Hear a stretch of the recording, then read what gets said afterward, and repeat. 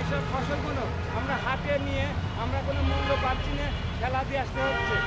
আবার এখন বিভিন্নভাবে আমাদের কৃষকদের এই যে ঋণের যে বোঝা, আমরা চাচ্ছি যে বিভিন্ন এনজিও থেকে বা মহাজনের কাছ থেকে যে টাকা ধার নিয়ে আমরা যে আপনার ফসলটা ফলেছি, আজকে আমরা হতভাগা হয়ে গিয়েছি বিভিন্নভাবে। অনেক সময় দেখা যাচ্ছে যে আমরা চাষিরা এই যে এখন আমরা চাষ করি, অথচ এখন আমাদেরকে নিজেদের না খায় থাকা লাগতেছে। আমরা চাষি, আমরা কিনতে গেলেও ঠকি, বেচতে গেলেও ঠকি বিভিন্নভাবে। আপনারা জানেন যে এই যে পেঁয়াজের দাম আমরা পাচ্ছি না, যে সময় পেঁয়াজটা আমরা মূল কাটা পেঁয়াজ লাগিয়েছিলাম, 1 বিঘা পেঁয়াজ লাগাইতে 4 থেকে 5 মণ পেঁয়াজ কিনতে হয়েছিল, 20 পেঁয়াজ যে মূল কাটা পেঁয়াজটা, সেই সময় 10,000 টাকা মন, 12,000 টাকা মন কিনেছিলাম। পেঁয়াজ 60 থেকে 70,000 টাকা বিদায় খরচ দিয়েছে, তারপরে পানি, সার, তেল। এখন আমার ফসলের কোনো মূল্য নেই, অথচ সার তেলের দাম বিভিন্নভাবে বেড়ে গিয়েছে।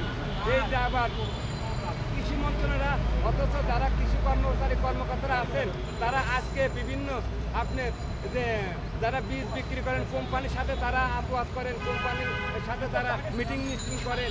আর অথচ আমি চাষি, আমি ফসল ফলা, আমি কোনো মূল্য পাচ্ছি না, আমাদের সাথে তাদের কোনো যোগাযোগ নেই বা তারাও কোনো আমাদের সাথে যোগাযোগ করছে না। আমরা জোর দাবি জানাচ্ছি, যারা আমরা লেখাপড়া জানি না, জন্মের পরে থেকে আপনার খেতে খামারে কাজ করে বড় হয়েছে, আপনাদের মহিলা হাত জোগাড় করেছি, বর্তমানে যেন আমরা চাষিরা যেন বেঁচে থাকতে পারি, সেই জন্য যারা আমরা এই যে চাষবাস করে খাই, যাতে আমাদের এই ফসলের যে মূল্য পায় নাই, এইটার যেন ভোট দিতে দেওয়া হয়। আর আজকে দেখা যাচ্ছে যে আমার 1 বিঘা কপিতে 40 থেকে 50,000 টাকা খরচ গিয়েছে, এখন বেচতে লেগে 5,500 টাকা। তাহলে আমি এই টাকাটা কোথায় পাবো? এখন তো আমি এই টাকাটা বিভিন্ন জায়গা থেকে ধার করে নিয়ে, ঋণ করে নিয়ে আমি ফসলটা ফলিয়েছিলাম।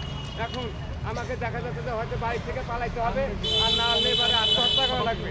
এখন বর্তমান চাষিদের আত্মহত্যা করা ছাড়ার উপায় নেই।